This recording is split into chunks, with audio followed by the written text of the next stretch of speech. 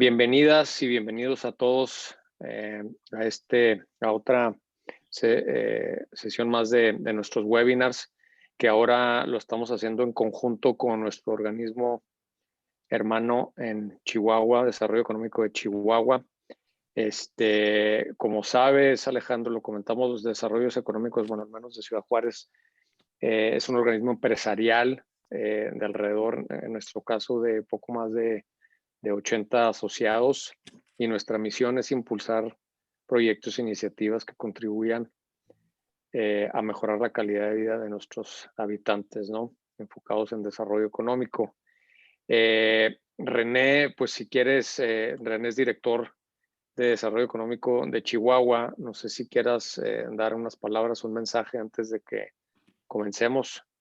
Sí, gracias Federico, y agradecer también mucho a Alejandro que nos acompaña el día de hoy.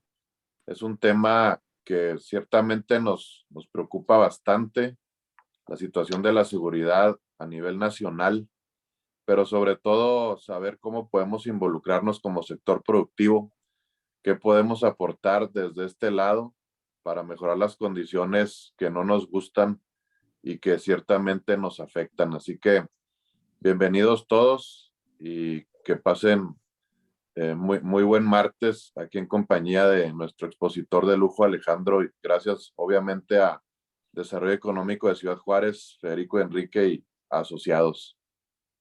Gracias, René. Totalmente. La seguridad, pues, es un tema de gran interés para nosotros. Siempre es un tema vigente y, bueno, pues, y más con los hechos de las últimas, bueno, de hace un par de semanas, que obviamente, pues, tú sabes, Alejandro, que se dieron en varias partes del país, pero principalmente aquí, pues, un hecho, pues, muy lamentable. Ya algunos coincidimos, que el nivel o el grado de violencia al que se llegó en este último hecho, pues ya como que se escaló y ya no fue ahora entre grupos, sino ya contra civiles. Entonces, pues sí, muy interesante conocer tu punto de vista de lo sucedido, ¿no? Si les parece, voy a leer una breve semblanza de Alejandro para entonces ya cederle el micrófono. Vamos a durar unos 35 minutos, más o menos 40 en la plática, y al final unos 10-15 minutos para preguntas y respuestas. Ustedes ya conocen las reglas de los webinars. Por favor, silenciar sus micrófonos, y ya al final podemos abrir el micrófono para preguntas, o bien las pueden hacer en el chat de la plática. Alejandro es analista independiente de seguridad, es socio consultor de GEA, Grupo de Economistas y Asociados. De 2014 a 2016 fue editor de seguridad y justicia en dailypost.com, medio informativo electrónico en inglés especializado en México. Entre 2011 y 2014 fue director de proyectos de seguridad del Instituto Mexicano para la Competitividad, IMCO, que por cierto Valeria Moy estuvo la semana pasada aquí con nosotros en Ciudad Juárez. Muy interesante su plática también. Entre 2008 y 2011 ejerció diversos cargos directivos en el CISEN. De 2001 a 2008 trabajó como socio consultor en GEA, Grupo de Economistas y Asociados, empresa de consultoría especializada en análisis económico y político. De 1998 a 2000 fungió como coordinador de asesores del senador Adolfo Aguilar Sincer y colaboró en el equipo de transición del entonces presidente electo Vicente Fox. Entre 1994 y 1996 ocupó diversos cargos de asesoría en el Banco Nacional de Obras y Servicios Públicos y en la Secretaría de Energía. Es colaborador regular en diversos medios nacionales como El Universal, Animal Político y la revista Nexos. Es coautor del libro Lamentada Estrategia, 2 ensayos y 39 preguntas sobre seguridad, justicia, violencia y delito. Senado de la República 2015. Tiene una licenciatura en Ciencias Políticas de la Universidad de Pensilvania en Estados Unidos y realizó estudios de doctorado en la misma materia en la Universidad de Princeton. Pues Alejandro, bienvenido, muchísimas gracias por tu tiempo y adelante, te cedo el micrófono. Bienvenido. Muchas gracias, Federico. Muchas gracias a Desarrollo Económico de Ciudad Juárez, Desarrollo Económico de Chihuahua, y sobre todo muchas gracias a todos los que se tomaron el tiempo para venir a esta conversación. Voy a tratar de hacerlo lo más fluido y conversacional posible para que no sea, que sea un intercambio más que una ponencia, ¿no? Pero déjenme empezar. Yo quiero dejarles 3 mensajes, ¿no? de esta conversación, ¿no? Uno, que México tiene un problema sistémico, persistente, estructural y de gran calado de seguridad y justicia, ¿no? De violencia e inseguridad. Este es un problema que no empezó ayer y no va a acabar mañana. Y no hay varitas mágicas y no hay atajos para resolverlo. Segundo mensaje que les quiero dejar es que no hay, lo que está haciendo el gobierno federal, la política del gobierno federal, no atiende algunos de las raíces de estos problemas estructurales que les voy a comentar. Tercero, y esto yo creo que es allí donde es la parte más importante, hay mucho que se puede hacer desde lo local y hay mucho que se puede hacer desde los liderazgos sociales y desde los liderazgos empresariales. Hay un buen número de tareas que se pueden encabezar y que pueden tener resultados en plazos relativamente cortos. Entonces, déjenme empezar con lo primero. Que es el problema estructural de seguridad y justicia en México. No es un novedad que México vive en un océano de inseguridad y delito. Déjenme darles algunas cifras al respecto. Según la Encuesta Nacional de Victimización y Percepción de la Seguridad Pública, la ENVIPE, que saldrá en la nueva edición en un par de semanas, pero el año pasado, correspondiente a cifras de 2020, mostró que tenemos en México 28 millones de delitos predatorios, es decir, donde hay una víctima directa. A esto hay que sumarle todos los delitos donde no hay una víctima directa, por narcomenudeo, todos los tipos de delito transaccional, etc. Entonces estamos hablando de millones de delitos. Ahora, ¿de esos cuántos se denuncian? Pues mire, en 2020 hubo más o menos 2 millones de denuncias, se abrieron 1.6 millones de carpetas, se pusieron a disposición del Ministerio Público como 160,000 personas y se emitieron más o menos 22,000 sentencias condenatorias. Entonces, esto el grueso de los delitos que suceden pasan por debajo del radar del sistema de justicia. Un favorzote, ¿me podrían desconectar de ser, no voy a mostrar presentación, me están llegando mensajes de gente que se está conectando, ¿me podrían quitar de ser anfitrión? Por favor. Porque sí. Si no, me distrae un poco, gracias. Ahora, el grueso de estos delitos, estos 28 millones de delitos, no son violentos. El grueso de estos delitos que son robos sin violencia, es fraude, es extorsión telefónica, es un número, son delitos que si bien, digamos, no generan violencia, sí tienen una secuela, ¿no? Más o menos el INEGI estima que los hogares en México tienen un costo de 1.8% del PIB. Los costos directos del delito para los hogares en México equivalen más o menos a 1.8% del PIB. Son más de 200 millones de pesos. De ese total, más o menos la mitad es por medidas defensivas. Es lo que la gente gasta para protegerse del delito, ¿no? Aún si no es víctima nunca de un delito violento, esto impacta en su vida cotidiana. Y estos son solo los costos directos, ¿no? Los costos directos del delito. Hay muchos otros costos indirectos que ustedes los vivieron recientemente en Ciudad Juárez, ¿no? Es decir, la gente, tras lo ocurrido hace un par de semanas, la gente dejó de salir a la calle por miedo, ¿no? La gente dejó de hacer compras, la gente pospuso diversas actividades. Eso a lo mejor es muy difícil ponerle un precio en pesos y centavos, pero sin duda tiene un costo, ¿no?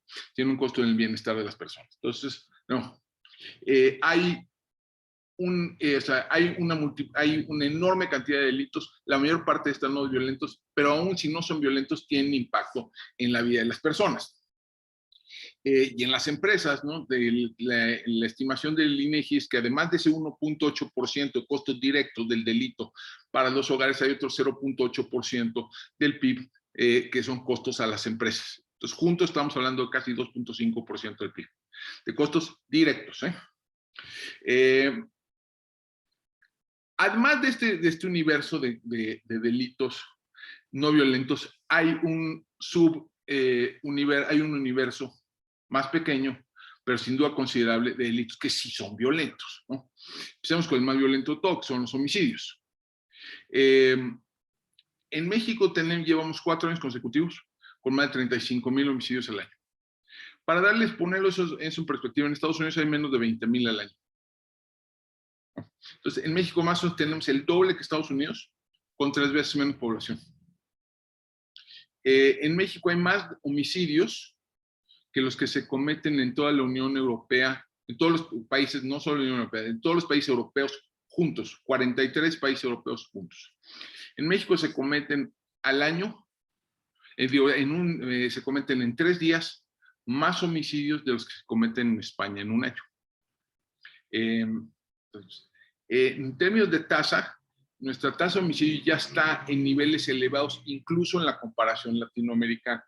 No somos los más altos, está peor Venezuela, está peor Honduras, está peor El Salvador, está peor Jamaica, pero ya no hay muchos países que estén arriba de nosotros. Estamos más o menos sobre 28, 29 por 100,000 habitantes. Brasil está abajo, Colombia está abajo, Guatemala está abajo, todo el Cono Sur está abajo. O sea, ya no, aún en la comparación con la región más violenta del planeta, salimos mal parados. Y la pregunta es ¿por qué, no? Déjenme poner, ¿por qué tenemos estos niveles, no? De inseguridad y violencia tan elevados, ¿no? Y además que los tenemos desde hace un buen rato. En Ciudad Juárez no tengo que decirles, ¿no? Es una constante, es un rasgo persistente de nuestra vida, ¿no? ¿Por qué? Una parte puede estar relacionada a indicadores socioeconómicos. Es posible que haya una correlación de largo plazo entre diversos niveles de indicadores de equidad, indicadores de desarrollo económico y indicadores delictivos. Dicho lo anterior, esa relación no es mecánica y directa y sobre todo no es mecánica y directa en el corto plazo. Algunas de las regiones más seguras de México son también algunas de las más pobres, ¿no? Algunas comunidades rurales, por ejemplo, en Oaxaca, donde rara vez pasa algún incidente violento, algún incidente delictivo. El estado que tiene la tasa de homicidio más baja del país es Yucatán, el único que se parece, digamos, a países desarrollados en su tasa de homicidio, tiene 3 por 100,000 habitantes, y en prácticamente todas las tablas, todas las mediciones de indicadores socioeconómicos sale en la parte baja, ¿no?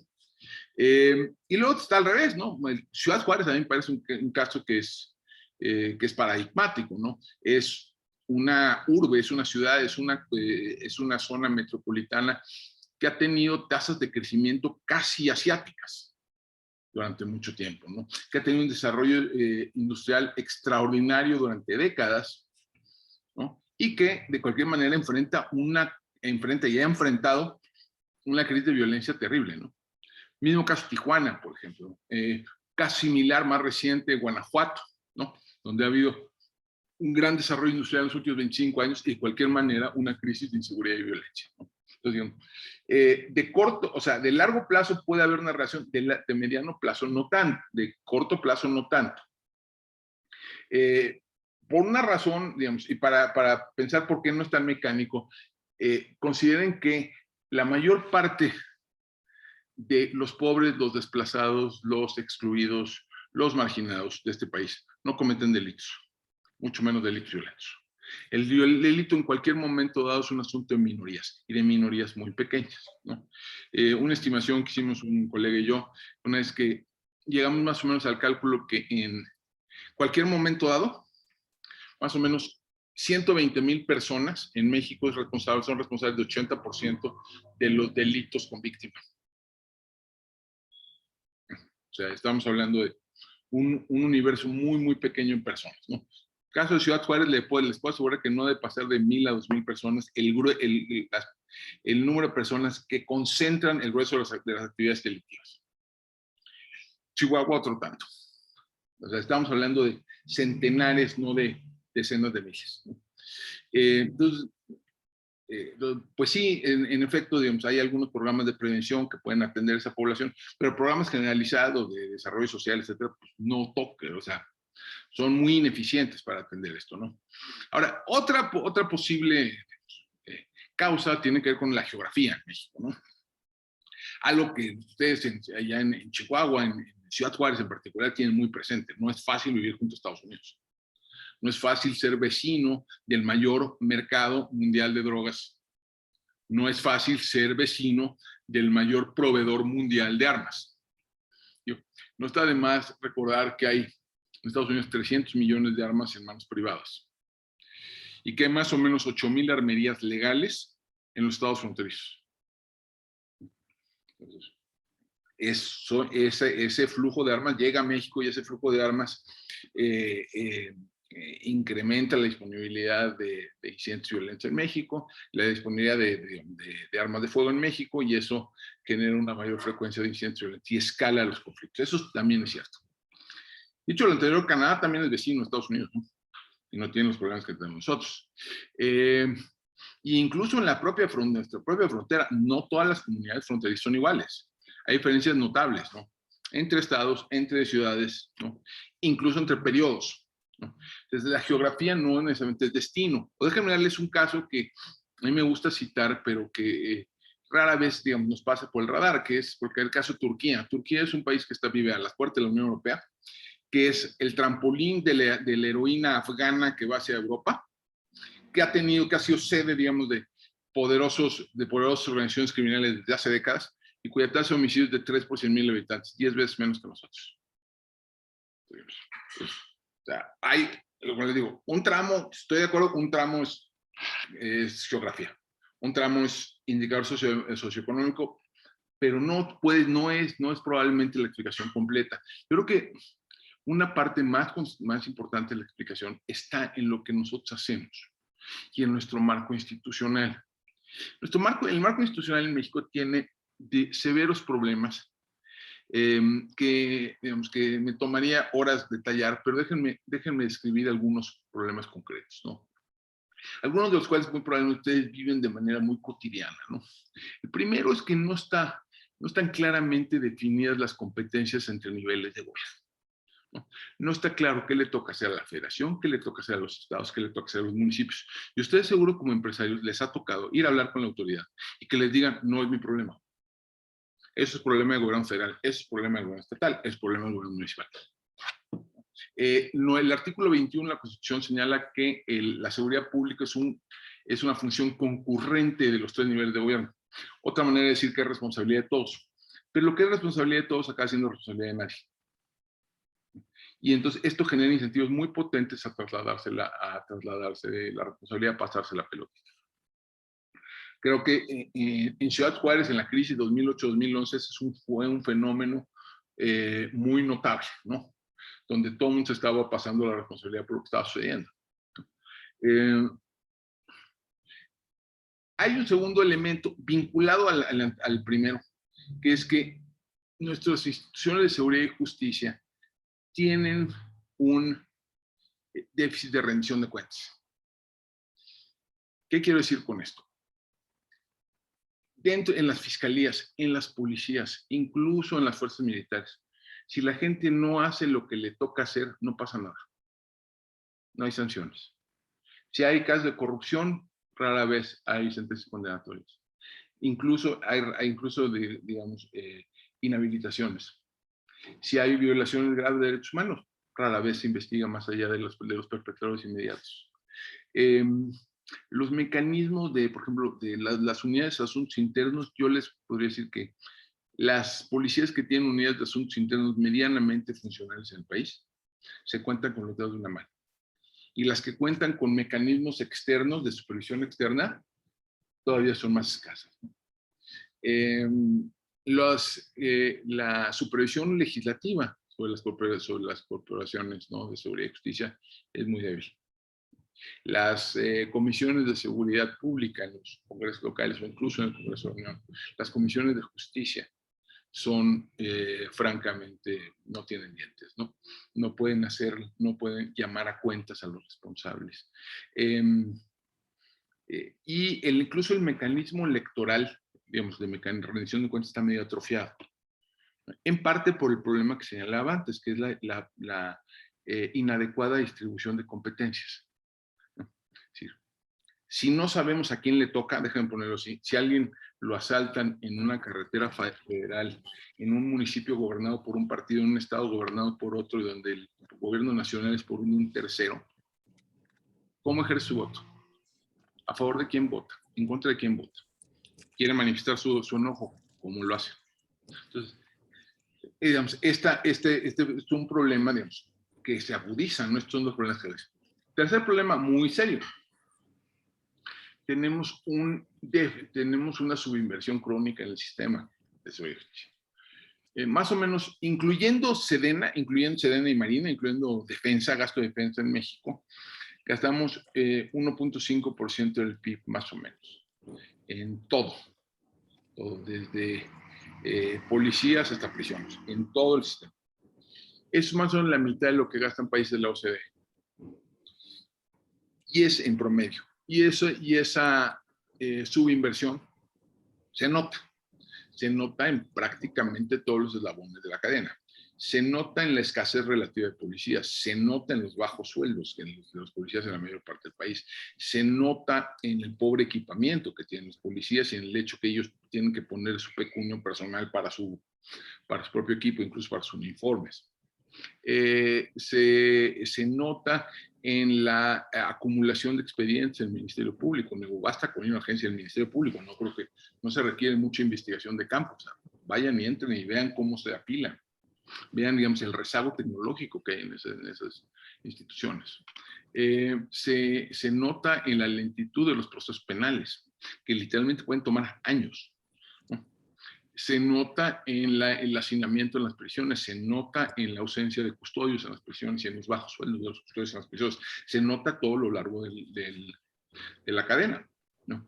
Y eso pues tiene consecuencias, ¿no? Tiene consecuencias en términos de desempeño de los operadores del sistema, tiene consecuencias en términos de la calidad de los equipos que pueden adquirir, tiene consecuencias en términos del número de los procesos que se pueden realizar.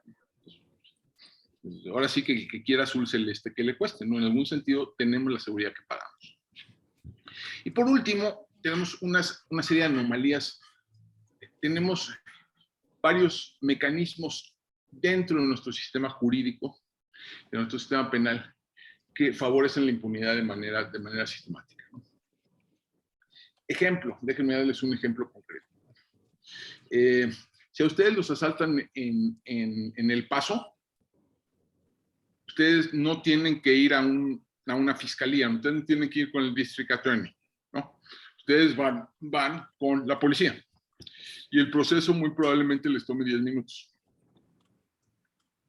Y además no se requiere ningún tipo de formalidad, nada más es decirle al policía: es que me robó un señor que tenía una camisa roja y que se fue para allá.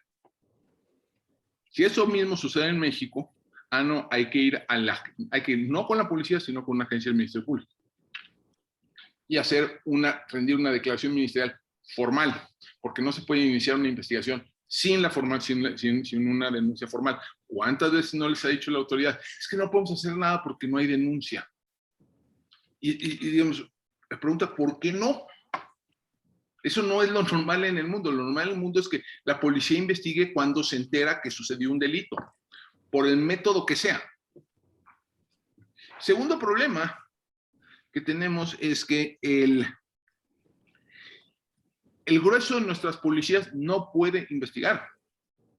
Veanlo así, tenemos 400,000 policías en México. De solo menos de 30,000 son policías de investigación. Más del 90% de los policías formalmente no pueden investigar. Pero además si investigan, lo tienen que hacer bajo el mando y conducción del Ministerio Público. ¿Qué quiere decir eso?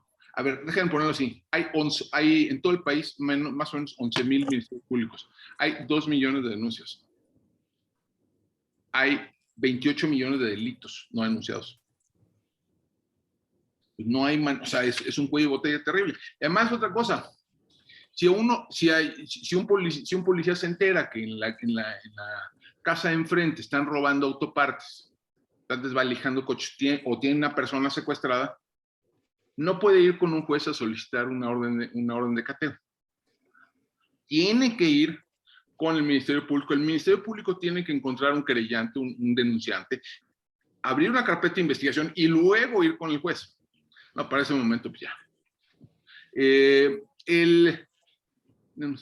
Más, tenemos un mecanismo, tenemos además reglas, donde una es que cuando rara vez se detiene a alguien, pues entonces los incentivos a investigar son bajísimos. Porque se puede encarcelar a alguien con un estándar probatorio así chiquitito. No hay toda esta discusión que estamos teniendo hoy y ayer sobre la prisión preventiva oficiosa. Olvídense, digamos, digamos, los temas más abstractos de justicia. El problema es que genera un desincentivo brutal a generar capacidad de investigación. ¿Para qué investigar si nada más puedo, o sea, si puedo encarcelar así por la fácil? O sea, en México investiga. ¿Qué, comandante? Bueno. Sí. ¿No te va acá? Buenos días. Sí, bueno. No, que ya estoy aquí. ¿Dónde estás? No, ahí lo ponemos en mute. Ok. En México detenemos para investigar, no investigamos para detener. Y eso genera todo género de toda suerte de incentivos perversos, ¿no? Incluso, digamos, vean, nuestro supuesto sistema acusatorio no empieza con la acusación, empieza con la imputación, empieza con la vinculación al proceso, de nuevo, con estándares probatorios muy bajos. Hay gente que se pasa años olvídense de prisión preventiva, hay gente que se pasa años en la cárcel sin saber de qué lo acusan formalmente. Y eso, de nuevo, genera incentivos a que no construir capacidades, ¿no? ¿Qué es lo que tendría que suceder?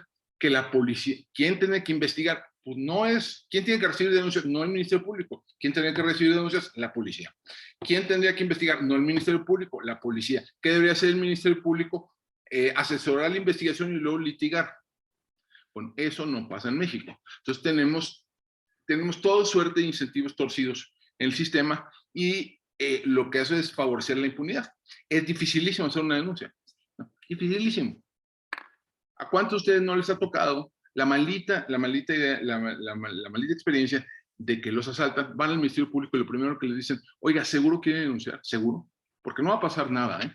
Y se van a enterar, ¿eh? O sea, ¿cuántos no han tenido experiencia? Entonces, todos son problemas estructurales. Ahora, lo que se está sucediendo a nivel nacional, nada de lo que está sucediendo a nivel nacional está atendiendo esos problemas. Digamos, el de las competencias. ¿Qué es lo que está haciendo el gobierno? Hay una tentación centralista. Están creando esto que se llama Guardia Nacional. Lo están desplegando por todo el territorio. En labores que son sustitutivas y no complementarias de las policías locales. Entonces, ¿qué es lo que está haciendo? Esto está generando un incentivo bien perverso, ¿no? Donde los gobernadores, los alcaldes dicen, pues ¿saben qué? Si me van a mandar policía, pues, Guardia Nacional, pues ahí se ven. Hace algunos meses el presidente fue a Sonora y el gobernador Durazo dijo que ellos tenían planeado duplicar el tamaño de la policía estatal, pero que ya no lo iban a hacer porque el presidente les había prometido más Guardia Nacional. Entonces, presidentes municipales, gobernadores, pues, todos levantaron la mano, yo también, ¿no? Concentrar la función de la seguridad pública en las Fuerzas Armadas tiene un problema muy de fondo. No, yo tengo una gran admiración por el Ejército, por la Marina Armada de México. Creo que son instituciones fundamentales para el país. Pero si algo no las caracteriza es la transparencia. Si algo no las caracteriza es la rendición de cuentas. Los controles civiles, los controles externos sobre esas instituciones son muy frágiles, son muy débiles. Los estándares de transparencia son muy bajos. Y entonces, no, en vez de, o sea, estamos agudizando nuestro problema de rendición de cuentas en vez de atenderlo. Déjenme darles un dato ahí que No ha habido un solo secretario de la Defensa Nacional, uno solo, que haya sido removido de su cargo en 1946, desde 1946. Ni uno solo. El problema financiero, el problema presupuestal, pues le han quitado, sí le han dado más dinero a Sedena, sobre todo a Sedena, algo más a Semar, pero sobre todo a Sedena, pero la mayor parte de esos recursos no tienen que ver con seguridad. Tienen que ver con obra pública, tienen que ver con cosas como el aeropuerto de Santa Lucía, con el Tren Maya, con el Banco del Bienestar, con otras cosas. Yo no me voy a meter si eso es bueno o malo, pero no es dinero que va para seguridad. Y en cambio el dinero que va a gobiernos estatales y municipales se ha venido reduciendo. Lo que antes se llamó Subsemun y luego Furtasec, que era por el dinero que iba a los gobiernos municipales, desapareció. Ya está en cero, ¿no? Está en cero. Y esto está, varios gobiernos municipales, más o menos 300 municipios más grandes del país, bueno, muchos están pasando aceite, ¿no? Muchos de esos municipios. El tema, y luego el tema del ministerio, la relación, esta centralidad del Ministerio Público, su relación con la policía. De hecho, yo creo que estamos caminando en la dirección opuesta. Le dimos autonomía a las fiscalías, pero sin, digamos, pero sin cambiar las instituciones. O sea, le cambiamos una sigla, ¿no? Y creamos unas satrapías que son, o sea, supuestamente autónomas, sin controles y además en la cual ahora tanto el gobierno federal como los gobiernos estatales pueden eludir su responsabilidad. Oiga, es que yo no puedo hacer nada porque pues, es autónoma la fiscalía. Entonces generamos de nuevo incentivos muy perversos y no atendimos, digo, este problema de fondo, donde los que pueden investigar son los policías, no los dejan. Y quienes sí pueden investigar no quieren investigar, que es el Ministerio Público, ¿no? Entonces, no, el sistema sigue favoreciendo la impunidad. Entonces, no, de corto plazo, yo creo que esto no va a cambiar. No va a cambiar, así nos vamos a quedar hasta el fin del sexenio. Ahora, lo que sí puede cambiar, y creo que ahí es donde hay oportunidades, y creo que Chihuahua es un muy buen ejemplo. Desde lo local se pueden hacer cosas, ¿no? Chihuahua ha sido, digamos, pionero, sobre todo el municipio de Chihuahua fue pionero en crear unidades de investigación en la policía municipal, ¿no? Hasta hay un documental al respecto sobre policías de investigación en la policía municipal de Chihuahua, ¿no? Hay muchas medidas de reforma policial local que se pueden impulsar. Se puede, por ejemplo, se pueden cambiar los mecanismos de contratación de ascensos, promociones de las policías en lo local, que estén no sujetas no al tamaño de la corporación, no a la jerarquía, pero más bien al desempeño, al mérito. Se pueden crear se pueden cambiar la métrica de cómo se mide el trabajo sobre todo el trabajo de las policías. Se pueden, por ejemplo, desde el sector empresarial, y es algo que yo sé que Ficosec ha estado haciendo, se pueden ir generando métricas distintas de desempeño, ¿no? Y se pueden, por ejemplo, ir financiando encuestas de victimización, se pueden ir financiando encuestas de percepción, que es cosa que le cambien la métrica y por lo tanto le cambien la lógica, ¿no? Digo, ustedes, sector empresarial, saben muy bien que ¿cómo medimos el éxito? ¿Cómo medimos el avance? Es una manera muy potente de cambiar el desempeño y de cambiar el comportamiento de los actores. Ahí hay un buen número de cosas que se pueden hacer. Creo que Ficosec sigue siendo un modelo nacional de cómo financiar participación social, de la sociedad civil, de los grupos empresariales en tareas de seguridad pública. Esto yo creo que se podría ampliar. Se podría ampliar el catálogo de proyectos que se financian con Ficosec. Se podría poner a disposición del público más información granular, más información geolocalizada sobre el delito para que la gente tome decisiones más informadas sobre su seguridad. Creo que las empresas podrían mutualizar o podrían compartir más de la información con la que cuentan de incidentes propios, muchos de los cuales yo estoy seguro no los llevan ante la autoridad pues porque es francamente inútil, ¿no? O si los llevan, digamos, pueden generar una contabilidad distinta, pueden ir también financiar proyectos para levantar información desde fuentes abiertas, desde redes sociales. Se pueden ir haciendo programas focalizados de prevención del delito, usando como nodo de la intervención a la justicia cívica, ¿no? Ahí no, yo insisto, la prevención social, la que mejor funciona, es la que va dirigida, lo que se llama como prevención terciaria, la que va dirigida a aquellos grupos que ya están en conflicto con la ley. Por ejemplo, programas de reinserción de presos. Por ejemplo, programas dirigidos al sistema de justicia para adolescentes. Por ejemplo, programas para usuarios intensivos de drogas. Ese es el tipo de programas que tiende a funcionar bien. Y no, se puede utilizar la justicia cívica como un mecanismo para identificar a esas personas y para ofrecerles un paquete de servicios sociales adecuados a su condición. Eso va a funcionar infinitamente mejor que las intervenciones más grandotas, más, digamos, más dirigidas a población en general. Ahí yo creo que ustedes pudieran jugar un rol muy importante. También creo que hay un rol bien importante para el sector empresarial y de la mano del sector académico para la evaluación de políticas de seguridad. Idealmente, lo que quisiéramos tener es una suerte Coneval para política de seguridad y justicia, ¿no? Es decir, un organismo que esté evaluando las intervenciones, que diga si poner más cámaras sirve, que diga cuál es el impacto que tiene, por ejemplo, hacer retenes, hacer patrullajes, que pueda evaluar lo que hacen los diferentes actores del sistema de seguridad y justicia. Yo creo que eso se podría empezar. Puede haber una colaboración virtuosa entre sector empresarial, sector académico y sector público, ¿no? Y se pudieran empezar a hacer algunas intervenciones, algunas evaluaciones de ese tipo.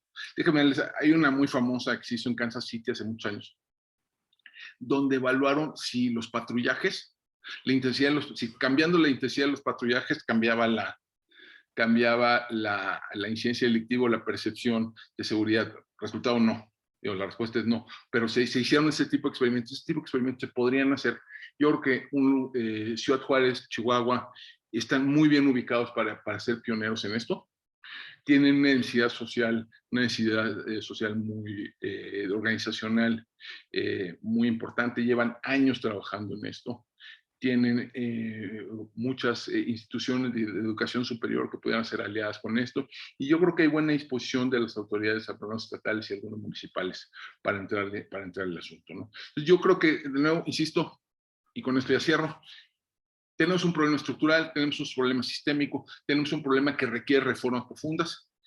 Esas reformas profundas no van a ser en el corto plazo, no, al menos no antes de 2024, 2025. Pero desde lo local se pueden hacer cosas. Se pueden hacer cosas que pueden tener impacto de corto plazo, medible, y corregible sobre la marcha. Y en esas tareas el sector empresarial juega un papel destacadísimo, que ya juega en algún sentido. De nuevo, yo siempre he sido un gran promotor de FICOSEC, me parece que es una institución ejemplar. Y ya tienen la plataforma para hacerlo. Entonces, yo con esto detengo mi presentación y no sé si haya dudas, preguntas, inquietudes, comentarios. Muchas gracias, Alejandro. Muy interesante la plática. Y la verdad es que pues, nos da unos datos ahí pues, muy fríos de cómo está la situación en el país. Y la verdad es que pues pareciera pues como que no hay solución, ¿no? Porque pues no mejoran, simplemente la situación de la seguridad pues no mejora en nuestro país. Yo siempre he sentido y he pensado que pues pende de un hilo, o sea, cuando los malos decidan hacer desastres lo van a hacer sin ningún problema, ¿no? Pues ya lo vimos hace 2 o 3 semanas, lo hicieron y no pasó nada, ¿no? Digo, no detuvieron, dicen que algunos de los responsables, pero híjole, a mí y a lo que muchos nos preocupa es el involucramiento de las organizaciones criminales ya en actividades empresariales, o sea, ya fuera del crimen, que se empiezan a meter en el negocio del aguacate, del pollo, o sea, eso es realmente grave, ¿no? O sea, digamos que mientras estén en los negocios ilícitos, pues digamos que pudiera estar contenido, pero ya cuando empiezan a expandirse a otras actividades y empiezan a meterse en los negocios, pues yo creo que ahí estaremos en una situación pues todavía mucho más grave. ¿Qué has visto tú en ese sentido en el país? Sí, en efecto, se ha ido expandiendo el cobro de piso, se ha ido expandiendo la extorsión en diversas modalidades. Empieza muchas veces esto, son fenómenos que empiezan en los sectores ilícitos, es decir, por ejemplo, la extorsión a narcotienditas, a centros de prostitución, etcétera, y de ahí se empieza a expandir hacia negocios ilícitos, ¿no? Le preguntas por qué se expande, ¿no? O sea, ¿por qué la extorsión ha adquirido estas características epidémicas? ¿Qué necesita la extorsión para expandir? Primero, miedo, ¿no? Sí. Lo que necesita un extorsionador es que su amenaza sea creíble. Si le dicen al dueño de un pequeño negocio, pequeño, mediano, gran negocio, que lo van a matar, pues si esa amenaza tiene que ser creíble, y digamos, en un país donde hay 36,000 homicidios, pues eso es perfectamente creíble. Que van a rafaguear el negocio, perfectamente creíble. O sea, entonces, la primera manera de atacar la extorsión es atacar la credibilidad de la amenaza. Eso significa atacarlo de manera indirecta, es decir, reducir homicidios, reducir secuestros.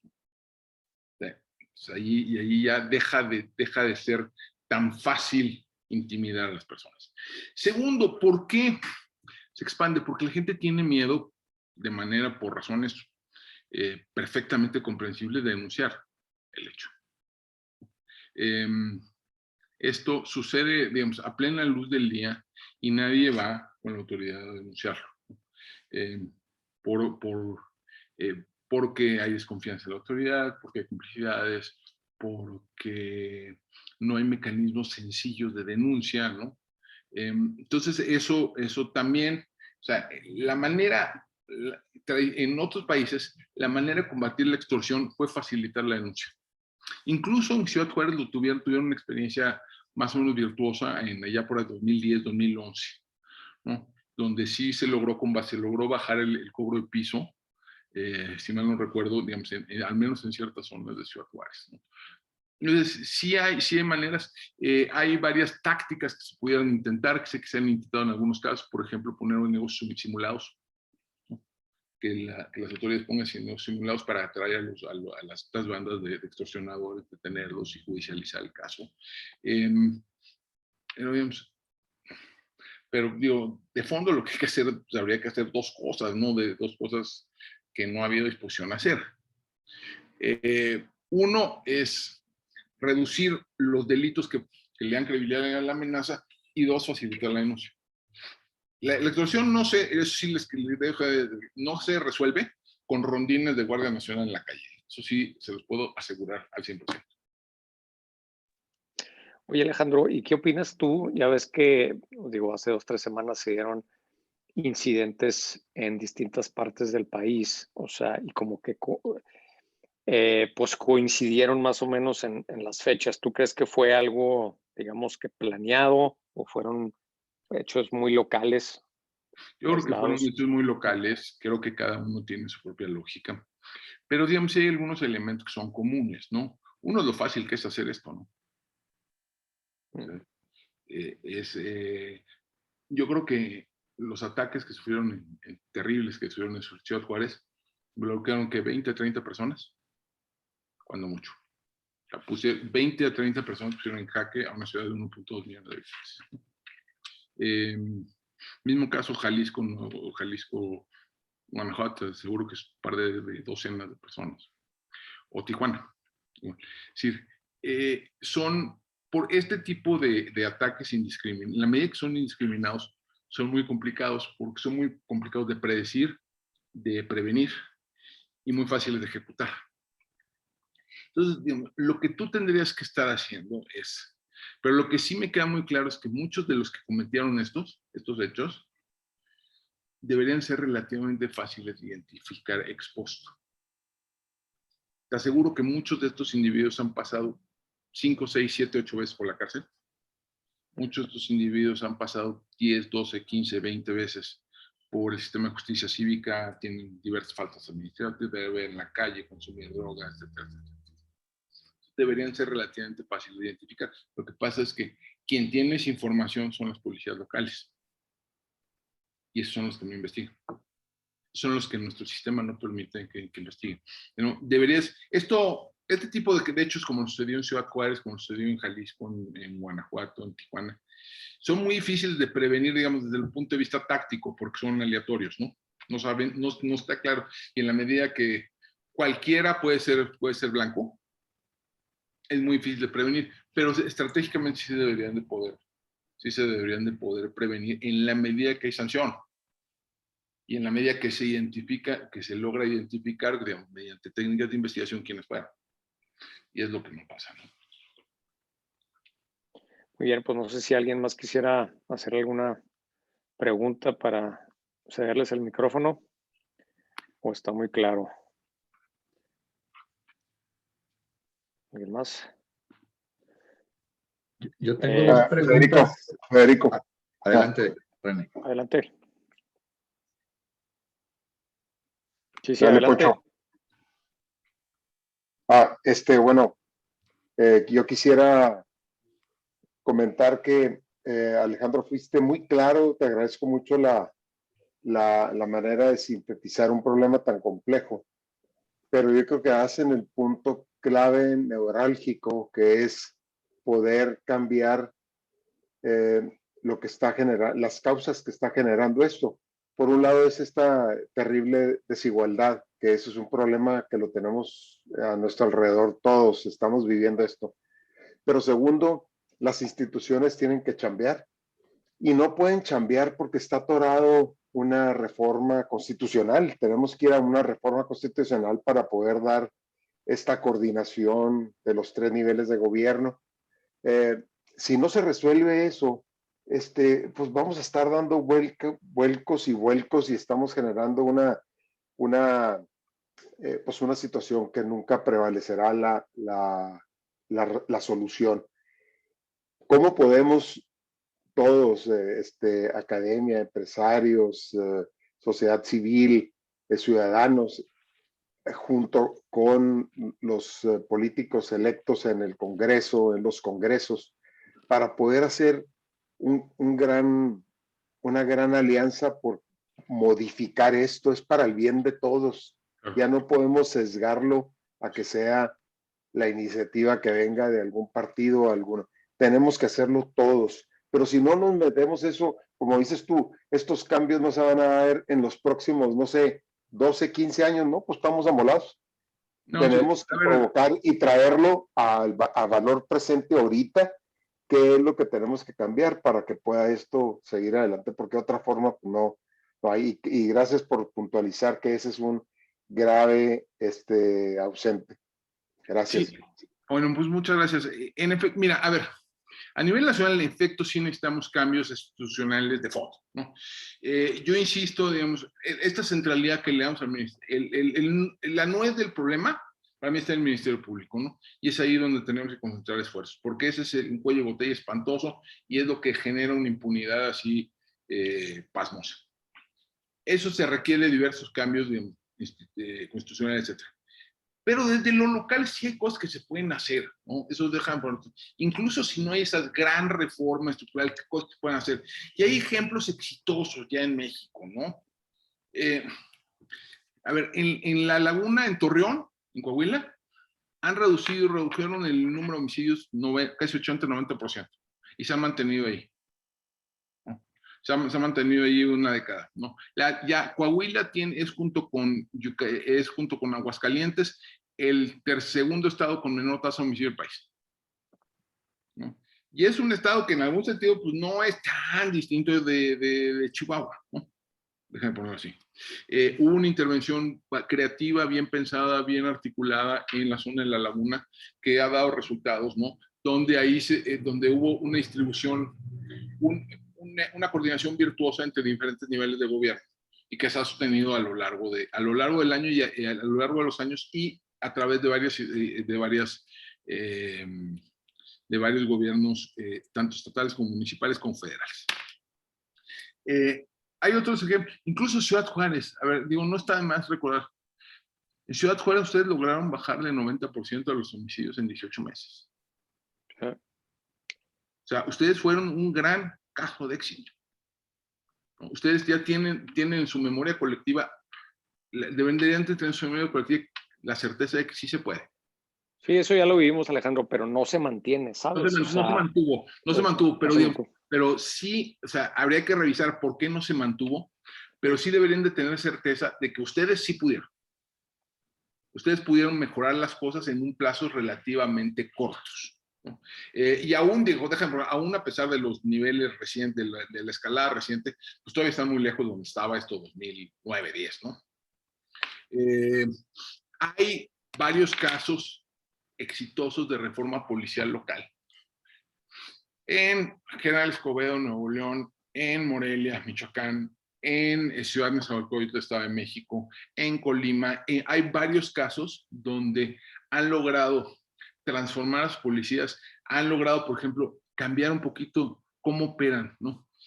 A ver, el Código Nacional de Procedimientos Penales permite que las policías reciban denuncia. Digo, y luego tienen que presentar al Ministerio Público, pero ya hay varios estados, varios municipios que han hecho uso de esa facultad. Eso cambia radicalmente la relación con la ciudadanía. Y no es un cambio muy complicado. Yo creo que aquí hay un punto de fondo y es, digamos, de a mí recuerdo una cosa que me pareció siempre trágico de Todos Somos Juárez y de la intervención de Ciudad Juárez fue que algo funcionó y algo funcionó muy bien, pero nunca lo medimos, nunca lo evaluamos de manera sistemática para saber exactamente qué fue lo que pasó. Y nunca documentamos bien lo que sucedió para saber qué ocurrió y cómo podemos replicarlo eso, ¿no? Yo creo que apostarle hacia adelante a la evaluación de políticas públicas, que no es algo que se puede hacer. Yo creo que ahí el sector empresarial está muy bien ubicado para hacerlo, ¿no? Es decir, a ver, nosotros le entramos, pero vamos a hacer una evaluación sistemática, ¿no? Si dice el gobierno es que necesitamos más cámaras de seguridad, bueno, vamos a evaluar para qué sirven las cámaras de seguridad. Queremos más patrullas, bueno, vamos a evaluar la eficacia de los patrullajes. Todo eso se puede hacer. Hay técnicas, hay metodologías, o sea, sí se puede. Se puede hacer. Ustedes podrían, mucha de la información que tienen, hay varias plataformas en las cuales pudieran compartirla entre ustedes y luego compartir, para uno, mejorar la interlocución con la autoridad, para decirle, oye, no, a ver, no ir con la autoridad, resuélveme el problema de la seguridad, no es resuélveme el robo de autopartes en esta esquina, resuélveme el problema de extorsión en esta zona, ¿no? Esa información, muchos de ustedes, o sea, si la comparten mucho de la que tienen, pueden dar mucho mejores tiros de precisión en la petición al gobierno, en las peticiones a las autoridades. Y sistemáticamente evaluar lo que se hace. Yo creo que, por ejemplo, si pueden ir con las universidades, con algunas universidades, pudieran ir con el gobierno del Estado y decir, vamos creando un centro de evaluación de políticas públicas de seguridad y justicia, para saber qué es lo que sí funciona, qué es lo que no funciona, para descartar lo que no funciona y para promover lo que sí funciona. Eso de verdad no les cuesta gran cosa, no les costaría gran cosa y pudiera ser una iniciativa muy innovadora. Muy innovadora y que difícilmente les van a decir que no. Y entonces podemos empezar a tener una conversación más sofisticada, más precisa. No, a ver, ya sabemos, no, es que vamos a comprar 5,000 cámaras. Bueno, ¿sirve o no sirve? ¿Y para qué sirve? Vamos a invertir en patrullas. Bueno, ¿para cuánto? Necesitamos 3,000 policías más. ¿Por? O sea, si le apostamos a la generación de conocimiento, si le apostamos a la evaluación, podemos tener mucho mejor precisión, podemos dar tiros de precisión mucho mejores en la relación con el gobierno. Y se pueden ir, muchos de estos cosas se pueden pilotear incluso desde niveles, desde colonias, desde barrios específicos y ahí expandirlo. O sea, hay muchas cosas que sí se pueden hacer desde lo local que pueden mejorar las cosas. Ahora, una sugerencia es, no hay que pelear con el gobierno, no hay que pedirle cosas abstractas al gobierno, ¿no? No hay que pedirle seguridad, hay que pedirle cosas muy, muy, muy concretas, que sean muy medibles y que se puedan llevar el seguimiento desde fuera, ¿no? Yo creo que ahí eso, de nuevo, mejora la conversación con las autoridades, ¿no? Muy bien. Creo que Poncho Murguía tenía ahí una pregunta. No sé si la quieras hacer, Poncho, para hacerte el micrófono. Sí, seguro, gracias. Adelante. Primero que nada, felicidades, muy, muy ilustrativo y muy, muy certero. Una pregunta, ¿cuál podría ser la participación de las acciones sociales y las acciones religiosas en tu opinión? ¿Qué sugerencias tienes? Nosotros es el área donde nos movemos y estamos trabajando con pandillas, con sicarios, con cárcel, con todo lo demás, pero me gustaría escuchar tu punto de vista. Y la segunda, si me permites, es ¿qué relación tú ves entre los giros negros y la violencia? Tenemos ya 2 estados que han estado atacando ese tema de giros negros y parece ser que la violencia baja directamente o no es así. Gracias. A ver, organizaciones sociales, organizaciones religiosas, a ver, yo creo que ustedes están muy bien ubicados para ubicar lo que decía, para identificar lo que como especie de padrón criminal, ¿no? ¿Quiénes son aquellas personas que son responsables del grueso de los delitos que se cometen? No, son muy poquitos. Y están muy bien ubicados para hacer prevención focalizada de esos delitos, ¿no? Y para hacer prevención terciaria.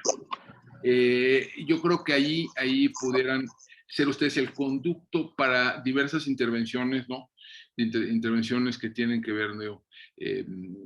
Atención psicológica, ¿no? Por ejemplo, hay buena evidencia de que la provisión de terapia cognitivo-conductual para personas que están en el sistema de justicia para adolescentes funciona muy bien.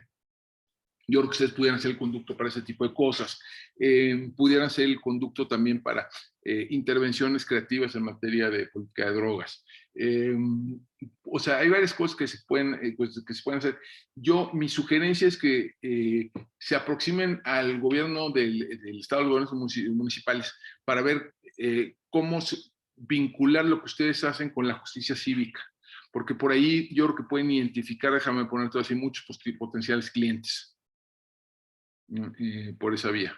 En cuanto, lo segundo era, ¿cuál era el segundo? Perdón, se me fue la onda. Es la relación de giros negros y la violencia. Giros negros, perdón. A ver, sí, a ver, es muy probable que sí, o sea, es muy probable que, digamos, ciertas actividades económicas tengan un efecto en la violencia. Por ejemplo, todo lo que tenga que ver con consumo de alcohol probablemente tenga que ver con eso, tenga una relación con diversas formas de violencia. Yo allí, déjame poner esto así, yo creo que ese es uno de esos temas donde se presta muy bien a la evaluación sistemática, ¿no? Si van a cerrar tales o cuales giros negros, se puede evaluar cuál es el impacto con respecto a las zonas donde no cerraste. Y entonces sí pudiéramos medir de mucho mejor manera cuál es el impacto preciso. Yo creo que insisto, apostarle a la generación de conocimiento, al aprendizaje constante, a la evaluación sistemática, es una manera que nos puede llevar, uno, a resolver ese tipo de preguntas, a hacer mucho más fructífera la conversación con la autoridad y hacer mucho más precisas las intervenciones que se hacen, ¿no? Gracias. Muy bien. Gracias, Alejandro. Hay todavía un par de preguntas aquí en el chat. Enrique Albeláez pregunta, que hablabas la inversión en seguridad, ¿fue el mismo con Calderón y Peña Nieto o era un poquito más alto? Para gobiernos estatales y municipales era más alto, era considerablemente más alto.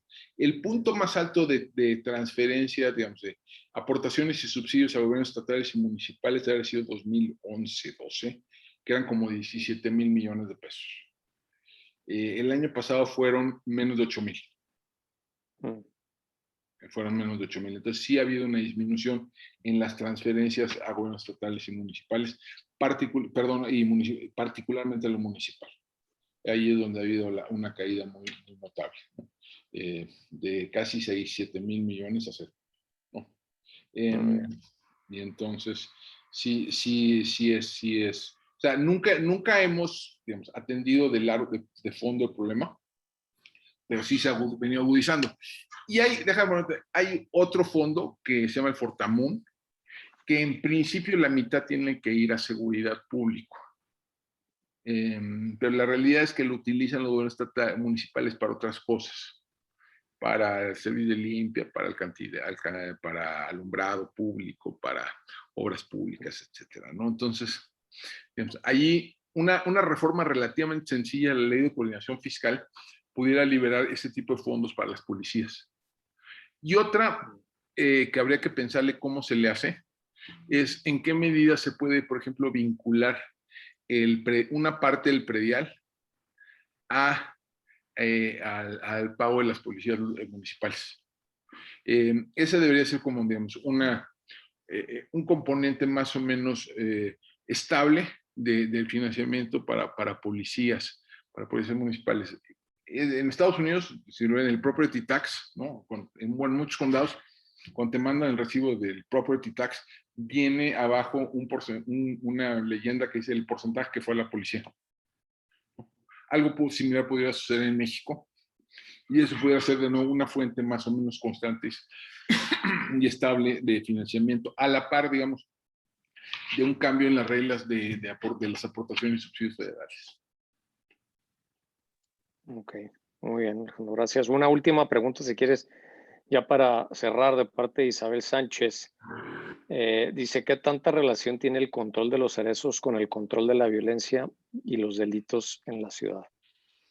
Yo creo que muchísimo, yo creo que lo acaban de vivir en carne propia en Ciudad Juárez, ¿no? Una disputa surgida del sistema penitenciario, del interior de las prisiones, se desborda hacia las calles, ¿no? Porque muchas de estas pandillas tienen su expresión carcelaria y tienen su expresión callejera, ¿no? Y eso habla de las lecciones que uno que debería de extraer, ¿no? Es que no se puede abandonar. Las prisiones o el tema penitenciario es el tema medio olvidado, el tema huérfano de la discusión sobre seguridad pública. Yo creo que tenemos que estar emprendiendo una reforma penitenciaria de fondo, que empezara por dejar de usar la cárcel para cosas que se pueden resolver de otras maneras, separar poblaciones entre los reos que son realmente peligrosos de los reos que no lo son, los que están procesados de los que están sentenciados, cosa que es relativamente común en otras partes del mundo. O sea, no estamos pidiendo algo muy inusual. Aumentar el número de custodios, aumentar la remuneración que va para los custodios, certificar. Se ha hecho, yo sé que por ejemplo en algún momento dado en el penal de Ciudad Juárez se llegó a certificar la asociación, una asociación estadounidense llegó a certificar el penal de Ciudad Juárez en la época cuando era gobernador César Duarte. Entonces, sí hay cosas que se pueden hacer. Yo creo que esa es, o sea, una de las lecciones del sucedido en Ciudad Juárez es que no se pueden dejar en el abandono al sistema penitenciario, que lo que pasa adentro acaba desbordándose hacia las calles. Muy bien, excelente. No, pues muchísimas gracias. René, no sé si quieres hacer un comentario final de cierre para ya despedir a nuestros invitados. Sí, claro. Bueno, en principio agradecerte mucho, Alejandro, la participación con nosotros. Me gustó mucho la propuesta que haces de este centro de evaluación de políticas en materia de seguridad. Yo creo que sería una buena acción, Federico, para darle seguimiento ya aquí localmente. Coincido en que por lo general los gobiernos siempre están más orientados hacia más patrullas, más armamento, más cámaras, más elementos, etcétera, y habría que evaluar precisamente si eso es lo más conveniente, porque además pues cada región y cada estado tiene su su problemática muy local, ¿no? Que no necesariamente es similar a la de otras entidades. Pero bueno, ya nos llevamos aquí tarea. Agradecerte nuevamente que nos acompañaras esta mañana. A todos los socios de Desarrollo Económico Juárez y Chihuahua, también agradecerles su tiempo. Y ya te dejo, Federico, para que cierres el webinar de hoy. Gracias nuevamente. Gracias, René, y nuevamente muchísimas gracias, Alejandro. Pues efectivamente, pues nos llevamos aquí varias recomendaciones que pues, le habremos de dar seguimiento. Y bueno, pues probablemente ya estaremos en contacto contigo a ver cómo podemos establecer una relación y darle seguimiento a estas recomendaciones, ¿no? Encantado, muchísimas gracias a todos ustedes. No, los dejo, digamos. El fundador de la Policía Metropolitana de Londres decía que la eficacia de la policía se mide por la ausencia de delito y desorden, no por la ubicuidad de las acciones para reprimirlas. Si vemos muchos policías en la calle, a lo mejor no están haciendo bien su chamba. Exactamente. Pero muchas gracias. Bueno, muchas gracias. Les agradezco mucho la oportunidad de hablar con ustedes. Igualmente, gracias a todos y buen día. Hasta luego, gracias. Hasta luego. Gracias, hasta luego, buenos días. Bye, gracias. Adiós.